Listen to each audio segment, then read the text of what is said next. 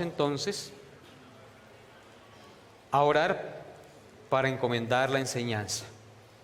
Señor, te suplico que hables a tu pueblo, que me des la gracia de ministrar a tus hijos en esta mañana, que dispongas el corazón de todos tus hijos en este lugar para que reciban el mensaje de tu verdad. Solo tu Santo Espíritu puede disponernos, solo tu Santo Espíritu puede hacernos conocer la verdad y aplicarla a nuestra vida. Te suplicamos, pues, Dios, que nos des espíritu de sabiduría y de revelación en el conocimiento tuyo, que alumbre los ojos de nuestro entendimiento, para que sepamos cuál es la anchura, la longitud, la profundidad y la altura de tu salvación. Te lo pedimos en el nombre de tu Hijo Jesús. Amén. Levanten la mano los que leyeron o hicieron la tarea de leer el libro de Apocalipsis. ¿Y el resto qué pasó? ¿Qué pasó con el resto de personas? Esto no es un juego, hermanos. Hay que leer la Biblia. Yo les puse la tareita de leer el libro de Apocalipsis. Solo tiene 22 capítulos y muy cortos. Es un libro que se puede leer en un día, en 2 o 3 estaciones que haga. Es fácil. Difícil de entender, sí señora. Pero no por eso vamos a evitar el enseñarlo en la iglesia. Entonces les queda como tarea para el próximo domingo leer el libro, los que no lo han leído. Hay muchas personas que se ocupan solo en estar ocupados en el celular, mandando mensajes, se vuelven los más espirituales ahora. Manden mensajes y mensajes. Copia, tan bonito que es copiar, pegar y mandar. ¿Ves? Hermanos, la vida cristiana es práctica. Y no vamos a crecer espiritualmente si no tenemos comunión con Dios.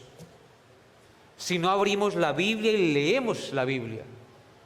Y le aconsejo que tenga una Biblia no electrónica, sino física, para que usted pueda subrayar los versículos, poner sus anotaciones. En la electrónica también me imagino que lo puede hacer, pero es más impersonal. Mientras que esto es más personal. Es un libro en el cual usted ve que se ensucian las páginas porque la coge, porque la usa. Aprende a buscar en ella. Yo no estoy en contra de los medios electrónicos ni de la Biblia electrónica, pero nos volvemos perezosos. ¿Sí? 1 Corintios, pum, nos lleva ya, pero le pasamos la Biblia electrónica y de física y no sabe dónde queda ni el Antiguo ni el Nuevo Testamento. No, no puede ser así. No hay que desechar la Biblia física por la electrónica. Vamos a mirar hoy, entonces, en nuestro estudio del libro de Apocalipsis, como una segunda parte de la introducción del libro, y les ruego que me tengan un poquito de paciencia mientras iniciamos de lleno el estudio de este libro. Vamos a mirar 3 aclaraciones y 3 observaciones del libro de Apocalipsis antes de comenzar su estudio. Miremos pues entonces la aclaración número 1. Debido al simbolismo del género literario en que fue escrito el libro de Apocalipsis por el apóstol Juan, recuerden que el género literario de Apocalipsis, del libro es un género apocalíptico, es decir, lleno de simbolismos, de visiones, de figuras que se hacen un poco difíciles de entender. Entonces, debido al género literario en que se escribió el libro de Apocalipsis, este libro ha llegado a ser objeto de muchas especulaciones por las incorrectas interpretaciones que muchos le han dado al libro. El libro de Apocalipsis no es un libro que nos revela claves para adivinar el futuro. Así lo ven muchos, buscando claves en el libro para adivinar el futuro. No es una cábala para descifrar cosas ocultas. No es un libro místico. No es un libro para señalar que X o Y persona es el anticristo o el falso profeta. Ya les voy a explicar por qué. No es un libro para señalar literalmente que X o Y organización es la ramera o la bestia, porque esto ha llevado a muchos intérpretes a hacer afirmaciones que con el pasar del tiempo han resultado falsas, producto de una precipitación en la interpretación o de una incorrecta interpretación. Entonces son interpretaciones fantasiosas que Dios no enseña en el libro. ¿Saben por qué? Porque desconocen el contexto general de toda la Biblia y la manera en que deben interpretarse las figuras y los símbolos del libro. Ejemplo, a través de los siglos se ha señalado, o se han señalado mejor, muchos personajes como el anticristo, que al fin y al cabo no han resultado ser porque se han muerto y Jesucristo no ha regresado. Porque según las Escrituras, cuando aparezca el anticristo, inmediatamente aparecerá ¿quién? Jesucristo en su segunda venida. En el primer siglo, durante los siglos, han habido esos problemas. En el primer siglo y en el segundo siglo, muchos cristianos llegaron a afirmar que Nerón o Domiciano eran el anticristo porque persiguieron duramente a la iglesia. Y como la Biblia habla de que el anticristo persigue a la iglesia, después, en los tiempos de la Reforma Protestante, muchos reformadores de renombre, entre ellos Martín Lutero y Juan Calvino, llegaron a decir y a escribir que el anticristo era el Papa. Y así durante muchos siglos han dicho que el anticristo es el Papa, o sea que todos los papas han sido anticristos. Como también lo han hecho otros en nuestros tiempos modernos, afirmando que Juan Pablo II, que Benedicto XVI es el anticristo. Otros han señalado que Hitler, Mussolini, Saddam Hussein, Osama Bin Laden, Fidel Castro, Gorbachev han sido en su tiempo el anticristo. Pero la verdad, mis hermanos, es que ninguno de ellos es el anticristo. Aunque puede ser que sus acciones hayan ido en contra de Cristo, ellos no son el anticristo que revela las Sagradas Escrituras. Otros han dicho y escrito que la ramera de la que habla Apocalipsis, cuando lean el libro, ustedes sabrán, ahora se van a interesar, bueno, ¿qué será la ramera? Entonces tienen que leer el libro, que la ramera, o la madre de las abominaciones, es la Iglesia Católica. Han afirmado eso y lo han escrito. Otros han dicho y escrito que la bestia es el Imperio Romano, otros que el comunismo, etcétera. También se han hecho muchas especulaciones con respecto al número de la bestia, el 666. ¿Se han escuchado ustedes hablar del 666, que es el número de la bestia? Y han hecho muchas especulaciones acerca de eso. Entonces yo quería hacer la primera aclaración, que el libro de Apocalipsis no es para señalar literalmente que fulanito, que sutanito o que tal organización es la bestia o el anticristo o el falso profeta. No es para eso realmente el libro de Apocalipsis. Ese no es su mensaje principal. Aclaración número 2. Y vuelvo a repetir, espero que me tengan paciencia porque es necesario hacer estas aclaraciones para poder entender y estudiar el libro. La aclaración número 2 es que los sellos, las trompetas, las copas de la ira y todas las otras imágenes semejantes no se refieren a sucesos específicos o detalles de la historia en particular, sino más bien a principios de la conducta humana y del gobierno moral y soberano de Dios que ha operado y opera durante toda la historia del mundo. Es decir, que si el libro de Apocalipsis menciona las 7 copas de la ira, no hace referencia a un evento específico como tal, sino más bien a largos periodos donde la maldad del hombre se ha manifestado y también la justicia de Dios se ha manifestado a través de la historia de la humanidad. Por eso, para interpretar las imágenes y los símbolos que hay en el Apocalipsis, tenemos que distinguir entre principio general y detalle. Es decir, que no se debe hacer énfasis en los detalles de la visión o de la figura o de la imagen, sino en lo que significa la imagen de manera total. Porque si nos vamos por los detalles, se pierde la enseñanza primordial de lo que realmente quiere enseñar el texto sagrado. Por ejemplo, en Apocalipsis 9, versículos 1 al 11, si quieren ir conmigo allá, hay una visión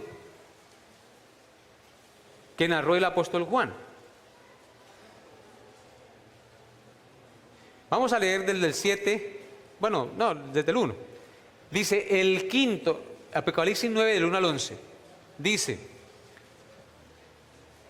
el quinto ángel tocó la trompeta y vi una estrella que cayó del cielo a la tierra y se le dio la llave del pozo del abismo. Y abrió el pozo del abismo y subió humo del pozo como humo de un gran horno, y se oscureció el sol y el aire por el humo del pozo. Y del humo salieron langostas sobre la tierra, y se les dio poder como tienen poder los escorpiones de la tierra. Y se les mandó que no dañasen la hierba de la tierra, ni a cosa verde alguna, ni a ningún árbol, sino solamente a los hombres que no tuviesen el sello de Dios en sus frentes. Y les fue dado no que los matasen, sino que los atormentasen 5 meses, y su tormento era como tormento de escorpión cuando hiere al hombre. Y en aquellos días los hombres buscarán la muerte, pero no la hallarán, y ansiarán morir, pero la muerte huirá de ellos. El aspecto de las langostas era semejante a caballos preparados para la guerra. En las cabezas tenían como coronas de oro, sus caras eran como caras humanas, tenían cabello como cabello de mujer, sus dientes eran como de leones, tenían corazas como corazas de hierro, y el rugido de sus alas era como el estruendo de muchos carros de caballos corriendo a la batalla. Tenían colas como de escorpiones y también aguijones, y en sus colas tenían poder para dañar a los hombres durante 5 meses, y tienen por rey sobre ellos al ángel del abismo, cuyo nombre es en hebreo Abadón y en griego Apolión. ¿Quién me puede interpretar eso? Nada fácil, ¿cierto? Entonces, hermanos, estamos hablando de hacer énfasis no en los detalles de la imagen, sino lo que significa de manera total la imagen o la figura que nos muestra el texto. Porque si nos vamos por los detalles se pierde la enseñanza primordial de lo que se quiere enseñar. Al símbolo de las langostas que salieron del pozo del abismo, no debemos preguntar cuál es el significado individual de sus cabellos, sus dientes, sus corazas o sus caras. Al hacerlo, fragmentamos el símbolo. Al irnos por cosas secundarias, perdiendo así la unidad de la imagen y distorsionando el mensaje que quiere comunicar la visión. ¿Sí me hago entender? Entonces tenemos que centrarnos en lo que quiere decir, en el mensaje central que quiere decir el texto. Lo mismo pasa con las parábolas. Cuando Jesucristo daba una parábola, quería enseñar cierto mensaje principal con esa parábola. Y si nos vamos a ponerle cuidado a todas las arandelas que dice la parábola, entonces nos salimos del foco y perdemos la enseñanza central de lo que quiere decir la parábola. Lo mismo pasa con las visiones del Apocalipsis. Esta es la segunda aclaración. Entonces yo no me voy a poner a distinguir qué quiere decir los dientes, qué quiere decir los cabellos, sino que vamos a tomar el contexto general de lo que quiso decir o quiere transmitir esa imagen, que no se refiere a un hecho específico como tal en un momento, sino más bien a grandes periodos de la historia. Aclaración número 3. El libro de Apocalipsis debe ser interpretado en el contexto general de toda la Biblia. Apocalipsis no es un libro aislado de todos los demás libros de la Biblia, mis hermanos. Apocalipsis forma parte de la unidad orgánica de toda la revelación de Dios, del canon de las Sagradas Escrituras. ¿Me hago entender? O sea que Apocalipsis es parte integral de todo el resto de los libros de la Biblia. Cuando estudiamos Apocalipsis nos damos cuenta que tiene alusiones a casi todos los libros del Antiguo Testamento, excepto 2 libros, que no me recuerdo ahorita cuáles son. Apocalipsis hace alusiones a todos los libros del Antiguo Testamento en su mayoría. Hace alusiones a Daniel, a Zacarías, a los Salmos, a Proverbios, a Cantar de los Cantares, a Isaías, a Amós, a Oseas, a Ezequiel, a Sofonías, a Jeremías, a los primeros 5 libros de Moisés, es decir, Génesis, Éxodo, Levítico, Números y Deuteronomio, es decir, a la Torá. Todos esos libros están mencionados en el Apocalipsis. Hace alusión a Josué, a Segunda de Samuel, a Segunda de Reyes, a Primera de Reyes. Todo esto nos indica que Apocalipsis fundamenta su mensaje en las mismas Escrituras, es decir, en los demás libros de la Biblia. Por tanto, el mejor intérprete del libro de Apocalipsis es la misma Biblia. ¿Me hice entender? O sea, ¿cómo vamos a interpretar Apocalipsis? Usando la misma Biblia, no el comentario de fulanito o de sutanito, que se le ocurrió que el gobernante tal era el anticristo. Entonces, el fundamento de la interpretación y del mensaje de Apocalipsis está en la misma Biblia. Ahora miremos unas observaciones particulares del libro de Apocalipsis. Ya vimos unas ¿qué? Aclaraciones. Ahora miremos unas 3 observaciones particulares del libro de Apocalipsis. Observación número 1. Apocalipsis es un libro lleno de contrastes. Se nos muestra a Cristo frente a Satanás. Es un libro de contrastes. Cristo frente a Satanás. Se nos muestra la luz frente a la oscuridad. Se nos muestra la vida frente a la muerte. El amor frente al odio. El cielo frente al infierno. La alabanza frente al lamento, la derrota frente a la victoria, la Trinidad divina, Padre, Hijo y Espíritu Santo, frente a la Trinidad satánica, el diablo, la bestia y el falso profeta. Un libro de contrastes. Cristo frente al anticristo. La esposa de Cristo frente a la prostituta. Los creyentes en Dios tienen el sello en sus frentes, mientras que los incrédulos tienen la marca del diablo en sus frentes y en sus manos. ¿Sí notan? A la medida que estudiamos Apocalipsis vemos esos contrastes totalmente opuestos. Por eso el libro de Apocalipsis nos va a mostrar que Cristo derrota a Satanás, que la luz disipa las tinieblas o la oscuridad, que la vida frente a la muerte triunfa, que el amor triunfa frente al odio y que el cielo es la morada de los creyentes en Cristo y el infierno la morada de los que no quisieron oír ni obedecer su palabra.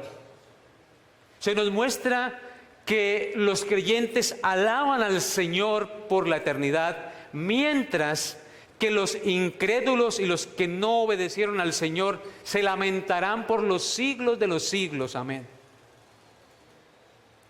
Se nos muestra la derrota siendo derrotada por la victoria de Jesucristo.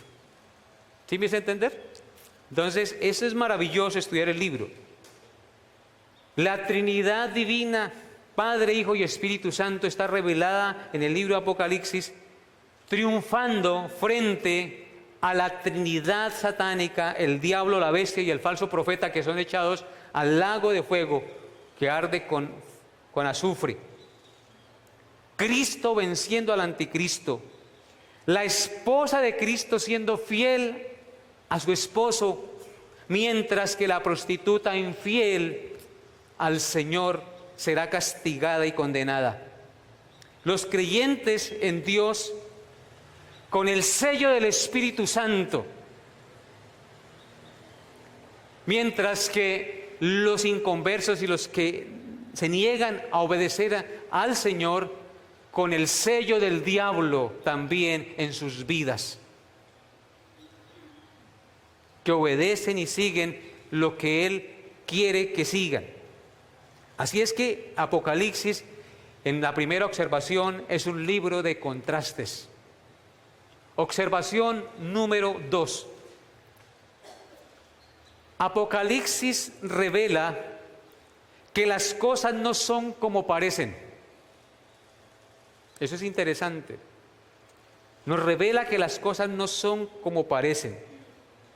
Por ejemplo, los cristianos son muertos por la persecución y parece que no hay quien vengue su sangre y los atroces crímenes que cometieron contra ellos. Pero la Biblia nos muestra en Apocalipsis que Dios venga su sangre. O sea, parece que los cristianos están derrotados y destruidos y no hay quien vengue su muerte, pero la Biblia nos muestra en Apocalipsis que Dios venga su sangre. Los cristianos pasan por gran tribulación, pero saldrán de ella en victoria por la sangre del Cordero. Parece que el mal triunfara sobre el bien, pero en últimas el bien triunfa sobre el mal. Los cristianos son muertos, pero resucitan y reinan con Cristo. Vaya conmigo a Apocalipsis, capítulo 19, verso 2.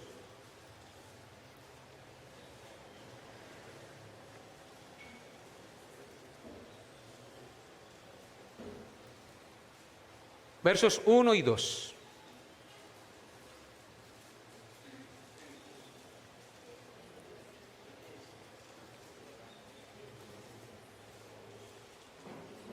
(19, 1 y 2) dice: Después de esto oí una gran voz de gran multitud en el cielo que decía: Aleluya, salvación y honra y gloria y poder son del Señor Dios nuestro.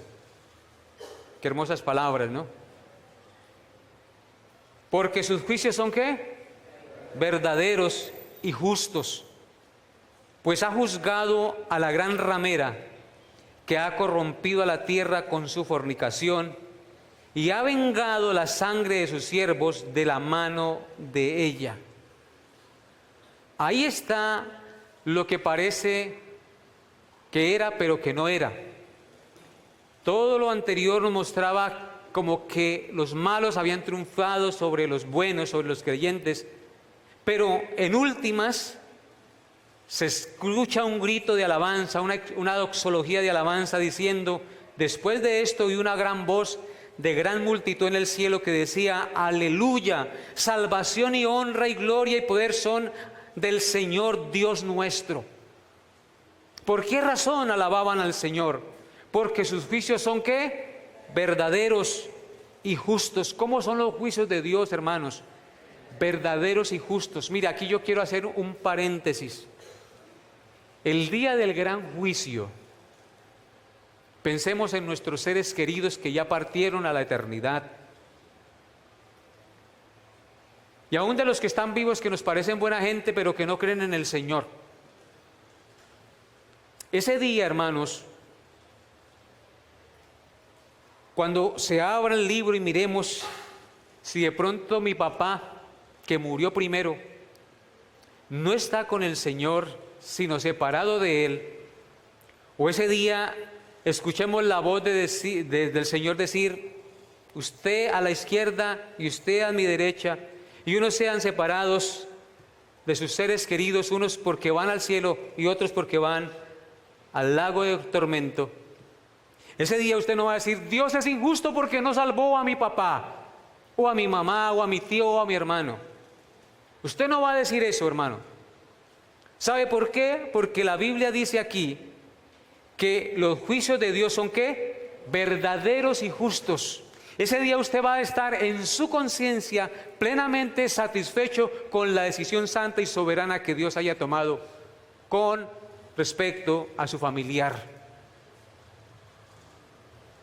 O aún a su propio hermano que iba a la iglesia, que entre comillas de pronto parecía hermano, pero que ese día será excluido de la presencia de los santos, porque realmente nunca fue, parecía que fuera, pero no era.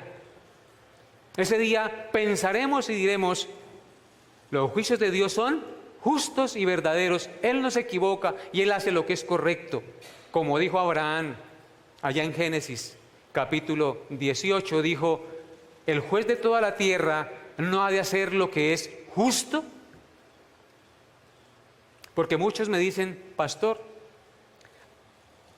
a mí me da mucha tristeza porque mi papá murió sin conocer a Cristo. Lo único que yo le digo es: el Dios de toda la tierra no ha de hacer lo que es justo. Si su ser querido, si su padre, si su madre no está en el cielo, en el día del juicio, no fue porque Dios fue injusto. Porque sus juicios son ¿qué? Justos y verdaderos. Aceptaremos con resignación y satisfacción los designios soberanos de Dios. Entonces dice el verso 2: porque sus juicios son verdaderos y justos, porque ha ¿qué? Juzgado a la gran ramera que ha corrompido a la tierra con su fornicación y ha vengado la sangre de sus siervos de la mano de ella. Dios vengará la sangre de los hijos de Dios que han sufrido por causa del testimonio de Jesucristo. Bien, Apocalipsis 7, 13 al 14.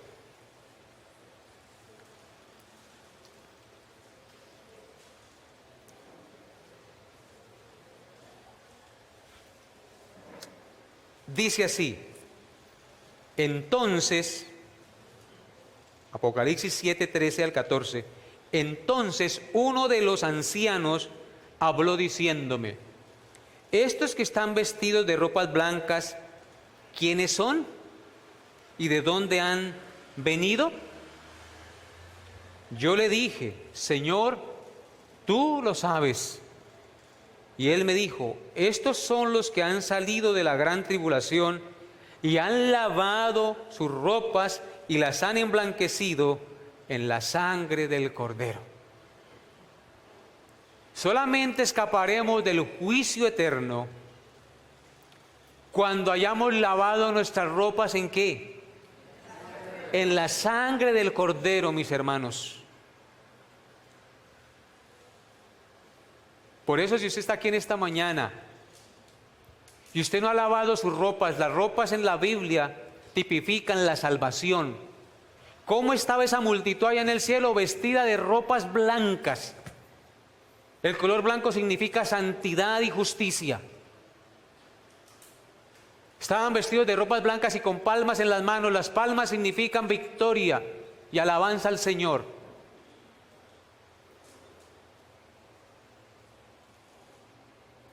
Y él pregunta, ¿de dónde han venido? ¿Quiénes son? Pues son los hijos de Dios, los que han lavado sus ropas, los que han purificado sus pecados en la sangre de Cristo, los que han emblanquecido sus ropas en la sangre del Cordero. Y han salido de la gran tribulación. No han ido a condenación.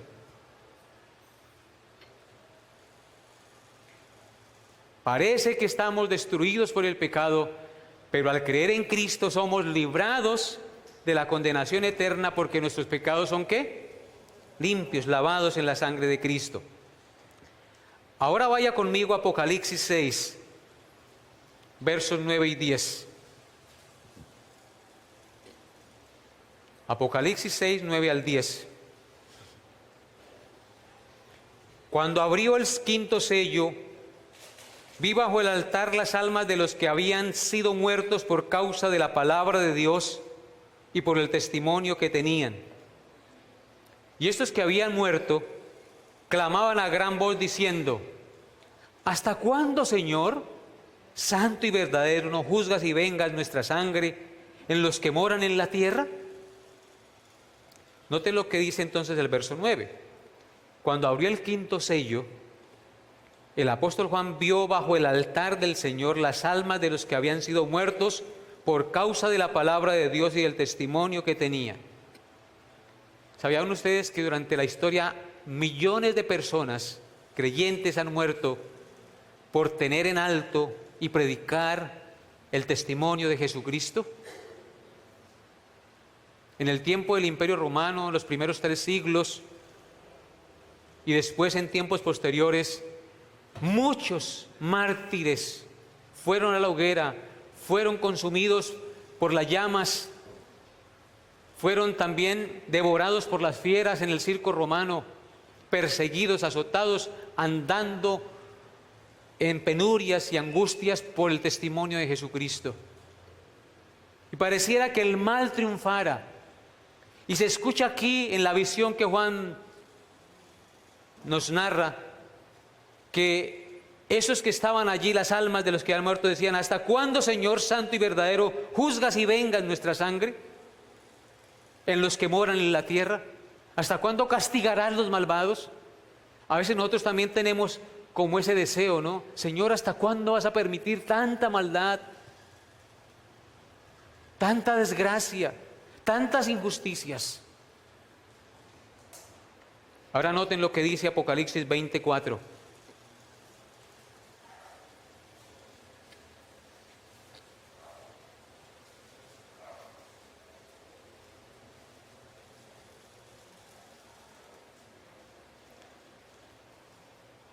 Y vi tronos, y se sentaron sobre ellos los que recibieron facultad de juzgar. Y vi las almas de los decapitados por causa del testimonio de Jesús y por la palabra de Dios, los que no habían adorado ¿a quién? A la bestia, ni a su imagen, y que no recibieron la marca en sus frentes ni en sus manos, y vivieron y reinaron con Cristo por 1000 años. Ahí está el triunfo y la victoria de los que han sufrido por causa de Cristo.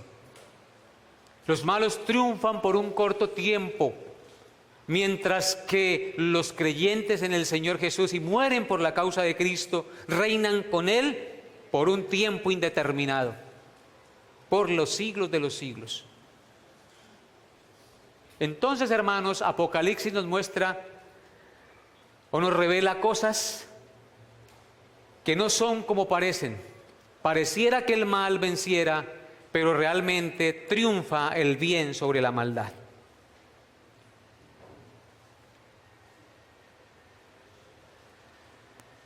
Observación número 3. Apocalipsis es un libro de números.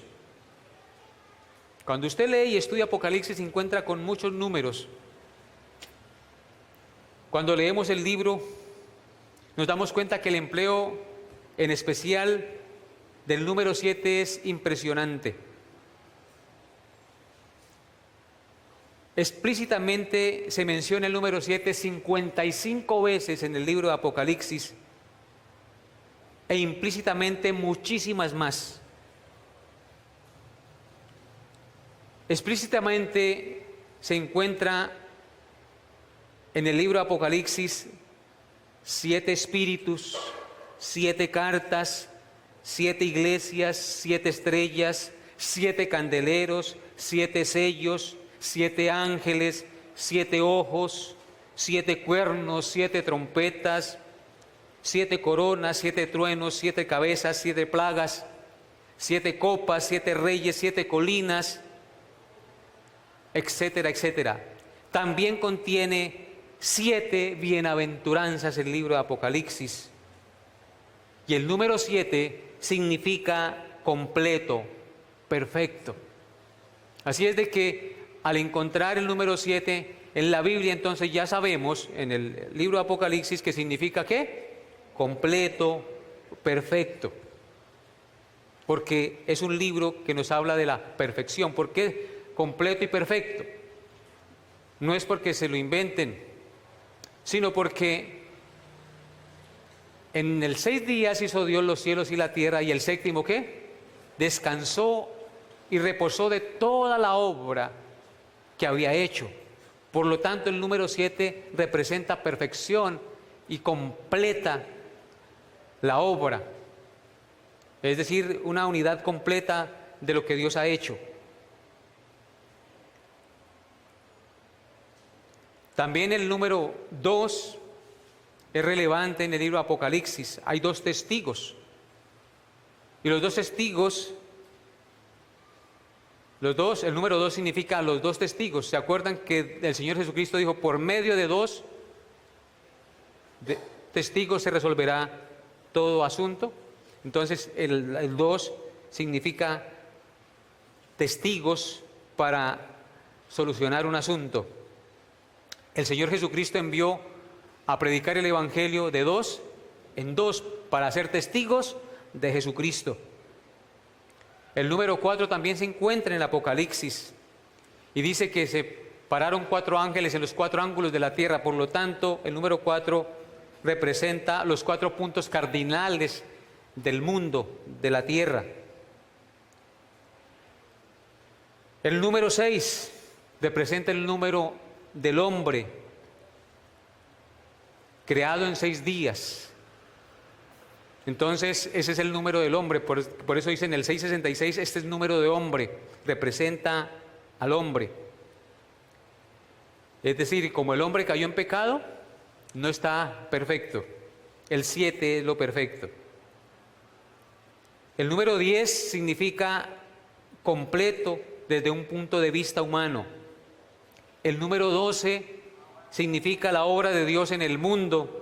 12 tribus de Israel, 12 apóstoles, testificando de la obra de Dios en el mundo. Los 24 ancianos representan a los creyentes o a la iglesia, tanto del Antiguo como del Nuevo Testamento. 12 tribus, 12 apóstoles que representan ¿qué cosa? A los creyentes, tanto del Antiguo como del Nuevo Testamento. Otro dato importante de Apocalipsis, hermanos. Apocalipsis contiene 404 versículos. Y 29 veces Jesucristo es llamado el Cordero.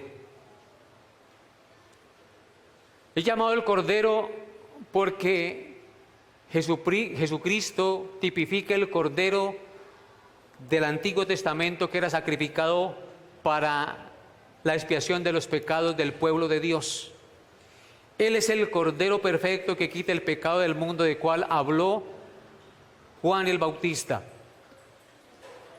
¿Se acuerdan cuando Cristo vino a ser bautizado por Juan? ¿Qué dijo Juan cuando le vio? He ahí el Cordero de Dios que quita el pecado del mundo. Por lo tanto, Jesucristo es el personaje central del libro de Apocalipsis, hermanos. Por eso nosotros debemos centrarnos en Cristo cuando estudiamos el libro del Apocalipsis. Porque el libro del Apocalipsis lo que hace es revelarnos el futuro,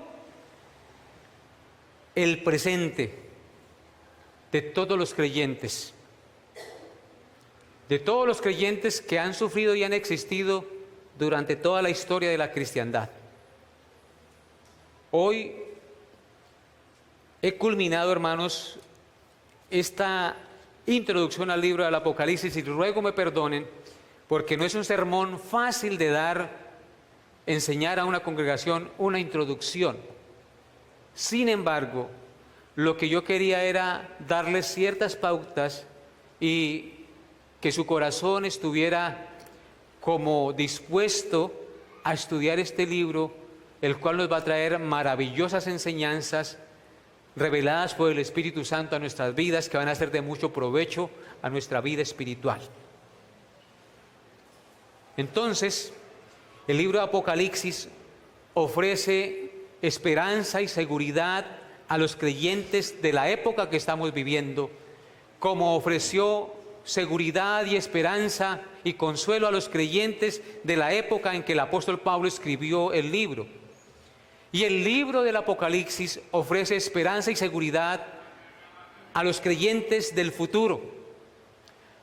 Y a los creyentes del futuro hace referencia a todos los creyentes, tanto del pasado como del presente, como del futuro.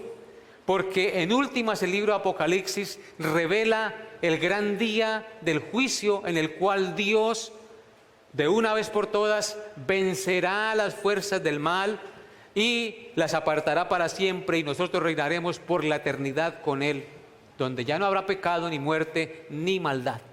Por lo tanto, a mí me parece que es un libro maravilloso que usted y yo debemos tener en cuenta y que debemos estudiar, y que por el hecho de que sea un poco difícil de interpretar no debemos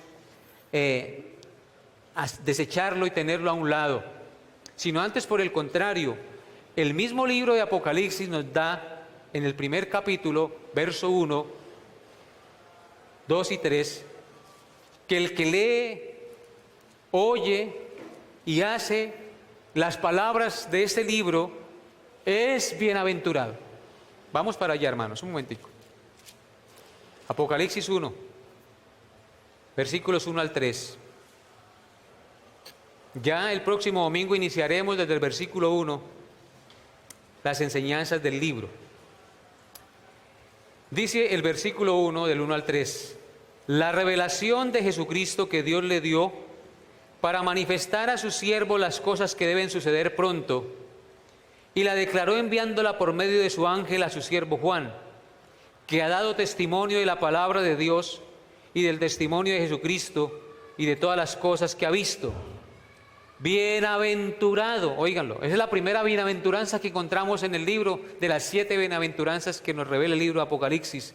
Bienaventurado el que lee y los que oyen las palabras de esta profecía y guardan las cosas en ella escritas, porque el tiempo está cerca. O sea que hay una bendición de bienaventuranza para todos aquellos que leemos, oímos y guardamos las palabras de la profecía de este libro. Amén. Entonces, ¿quiere usted leer el libro esta semana? ¿Por qué lo quiere leer? Porque hay una promesa de ¿qué? De bienaventuranza para el que lee, oye, pero guarda también las palabras de la profecía de este libro, mis hermanos. Entonces, hermanos, no olvidemos que el libro de Apocalipsis tiene como personaje central a Jesucristo y nos revela el triunfo de Jesucristo sobre la maldad. Tal vez usted esté lleno de pecado, como todos nosotros. En nuestro corazón hay maldad, en nuestra vida hay maldad.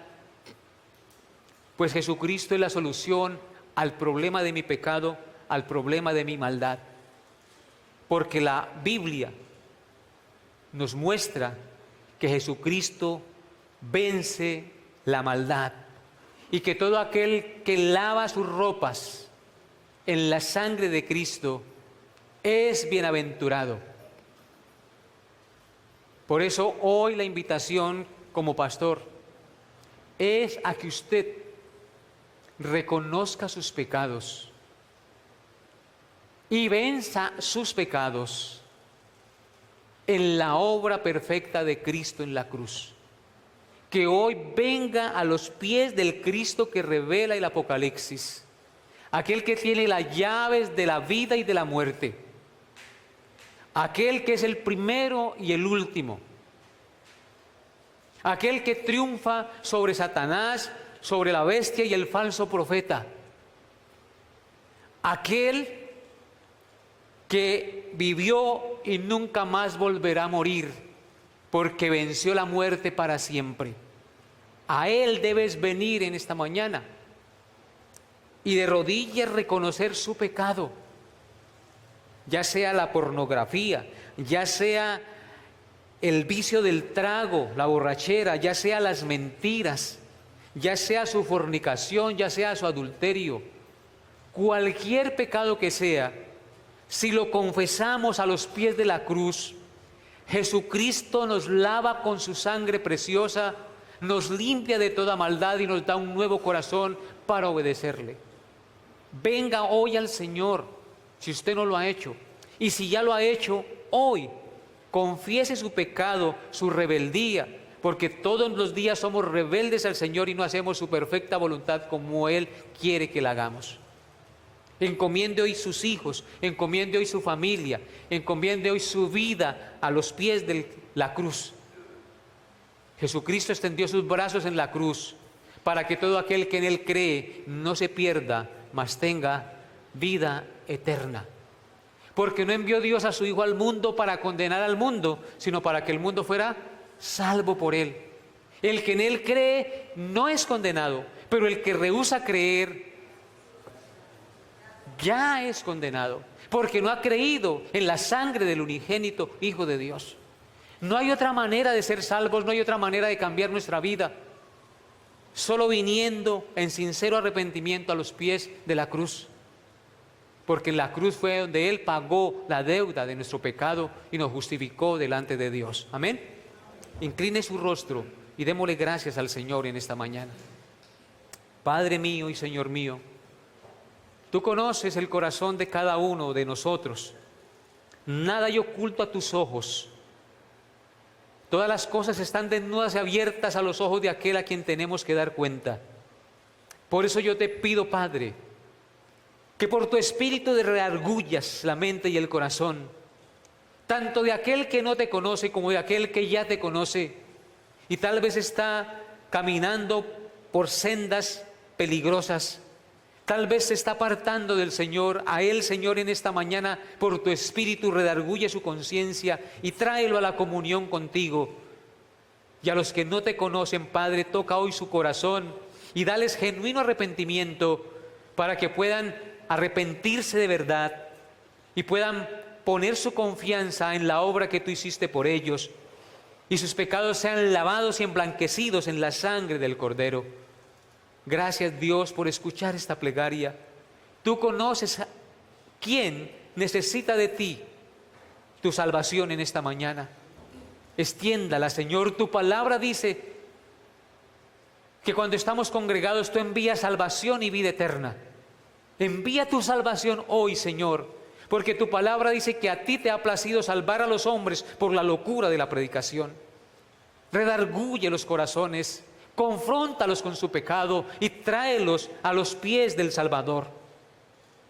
Redargúyelos de su maldad, Señor, de su hipocresía, y permítales experimentar el gozo y el perdón en Cristo.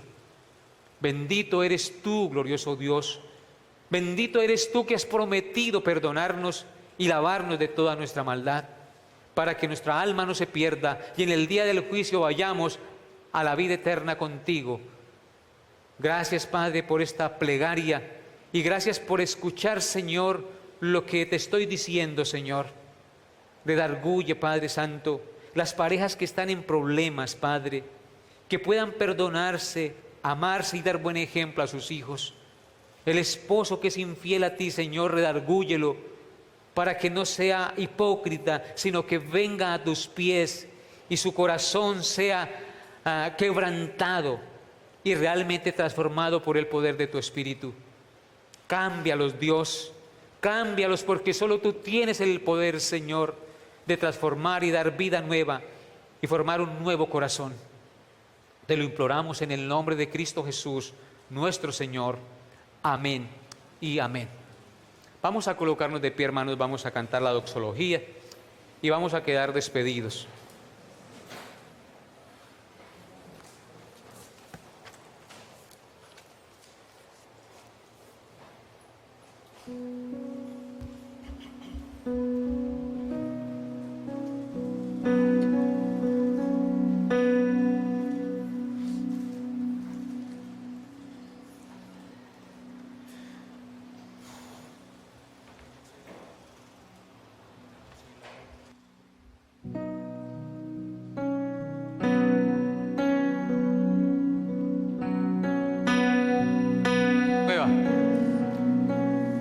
A Dios el Padre Celestial.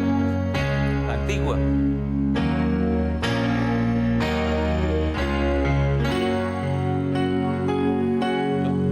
¿Dónde está? ¿En Judas es? 6:24. ¿Ah? 6:24. A Dios el Padre celestial, al Hijo nuestro Redentor y al eternal Consolador, unidos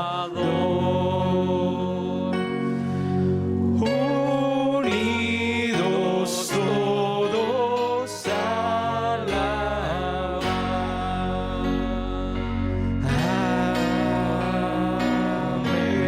Amén. Es una doxología a la Trinidad. A Dios el Padre Celestial, al Hijo nuestro Redentor y al eternal Consolador que es el Espíritu Santo, unidos como iglesia debemos todos alabar. Vamos a cantarlo nuevamente. Todos. A Dios el Padre celestial,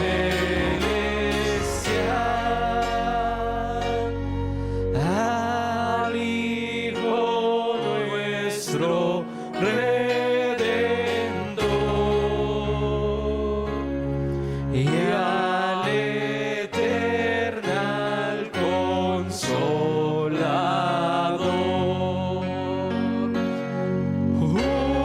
unidos todos a alabar.